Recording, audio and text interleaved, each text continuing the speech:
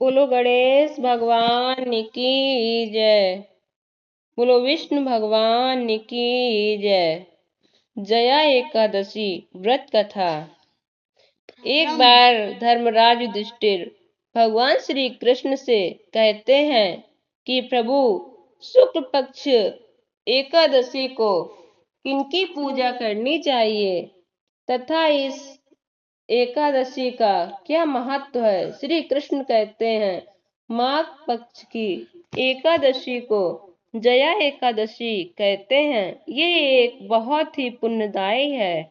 इस एकादशी का व्रत करने से व्यक्ति नीच योनि जैसे भूत प्रेत पिशाच की योनि से मुक्त हो जाता है। श्री कृष्ण ने इस संदर्भ में एक कथा युधिष्ठिर को सुनाई कि नंदन वन में उत्सव चल रहा था।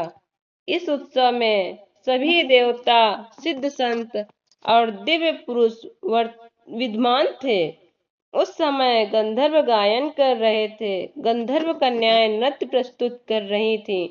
सभा में मालवान नामक गंधर्व और पुष्पवती नामक गंधर्व कन्या का नृत्य चल रहा था। इसी बीच पुष्पवती की नजर जैसे ही मालवान पर पड़ी, वह उस पर मोहित हो गई। पुष्पवती सभा की मर्यादा को भूलकर ऐसा नृत्य करने लगी कि माल्यवान उसकी ओर आकर्षित हो गया।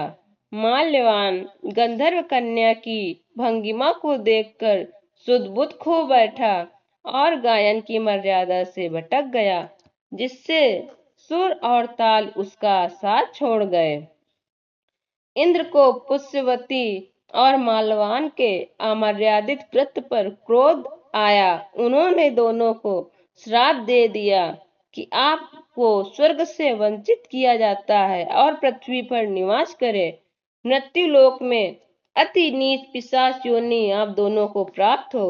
इस श्राप से तत्काल दोनों पिशाच बन गए और हिमालय पर्वत पर एक वृक्ष पर दोनों का निवास बन गया, जहाँ पिशाच योनि में उन्हें अत्यंत कष्ट भोगना पड़ा।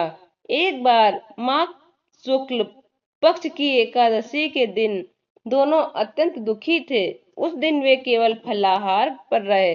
रात्रि के समय दोनों को बहुत ठंड लग रही थी। अंततः दोनों रात भर साथ बैठकर जागते रहे। ठंड के कारण दोनों की मृत्यु हो गई और अनजाने में जया एकादशी का व्रत हो जाने से दोनों को पिशाच योनि से मुक्ति मिल गई। अब माल्यवान और पुष्पवती पहले से भी अधिक सुंदर हो गए और स्वर्गलोक में उन्हें स्थान मिल गया। देवराज ने जब दोनों को देखा तो वो चकित रह गए कि पिशाच योनि से मुक्ति कैसे मिली। माल्यवान ने कहा, यह सब विष्णु भगवान की एकादशी व्रत का प्रभाव है। हम इस एकादशी के प्रभाव से पिशाच योनि से मुक्त हुए हैं। इससे इंद्र अत्यंत प्रसन्न हुए। उन्होंने कहा कि आप जगदीश्वर के भक्त हैं, इसलिए आप मेरे लिए भी आदरणीय हैं। आप स्वर्ग में आनंद पूर्वक विहार करें। ये कथा सुनकर श्री कृष्ण ने बताया कि जया एकादशी के दिन जगपति जगदीश्वर भगवान विष्णु ही सर्वथा पूजनीय हैं।